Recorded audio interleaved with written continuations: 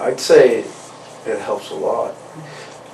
We've been pretty stubborn about a lot of things. You know, like when it comes to, you know, what we want to have be in control of.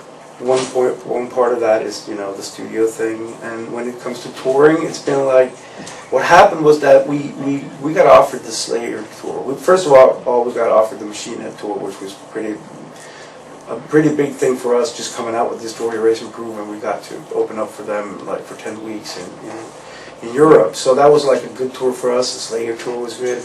And when we finished the Slayer tour, our back then manager, Patrick, told me that, you know, we were having some issues, and he said, well, you guys are my friends and everything, but you know, you really don't need a manager. You need a lawyer for the instances where you know, need to sign a contract or whatever, who knows music law, and then you need, you know, good people around you in general. But we got handed tours back then that, you know, he didn't see, like, there was no sense of like having someone take that percentage when we got offered that stuff anyway.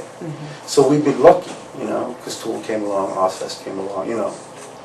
Also, I think it's a matter of also, we've always like had a very like skeptical view on the whole management thing, because you hear so many like horror stories from bands regarding managers and bands being ripped off, and usually like having a manager on means they take like 20% out of like everything, and for that to be worth it, you know, that guy really has to do a serious amount of work, and especially as you mentioned, as Martin mentioned, like we've always been handed these tours and got these offers anyway. So basically, if you have a guy that you can turn to, and we do have a guy like that when it comes to law matters and to all sorts actually.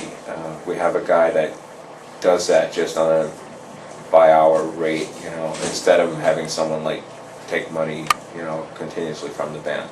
And you have a good booking agent.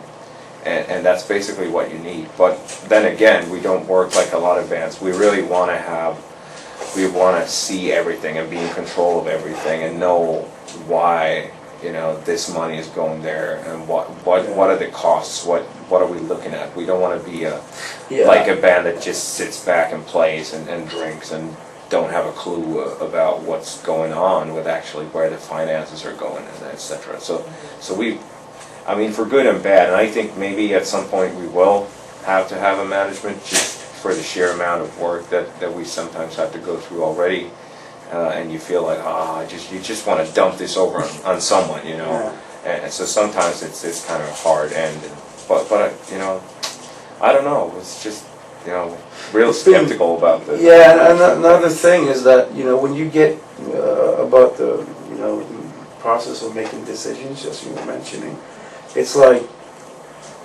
now we don't have anybody, not that every manager does this, but at some point they try to make friends everywhere and try to be on good terms with people, which is great, but they make promises or, you know, lets on stuff about a band that they're not really in the, you know, position of doing sometimes in order to make stuff happen, you know, which is, you know, a noble intention, but it might send you wrong, you know, send the wrong signal.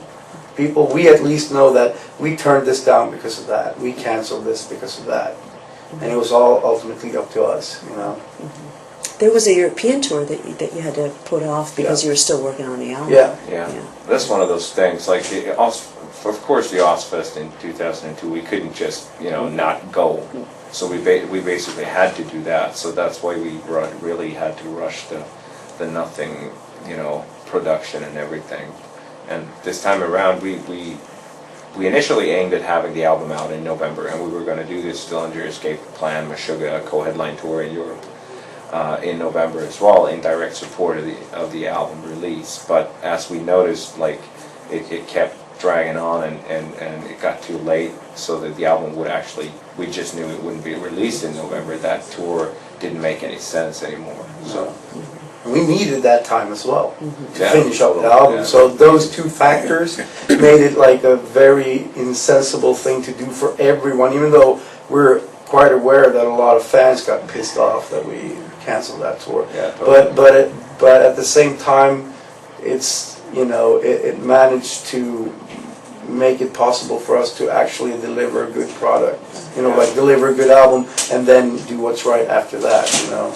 Buy us the time to do that.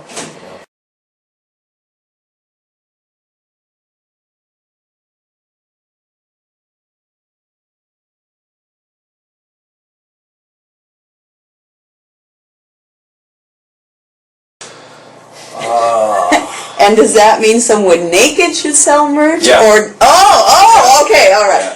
Is there going to be any nudity? Yeah, we actually tried that. We had a guy on the road once. He was actually 100% nude one night, and I don't know whether he actually He was sold really more drunk. merch. Yeah, he was really drunk. I don't know whether he actually sold more merchandise that night. I think not. No.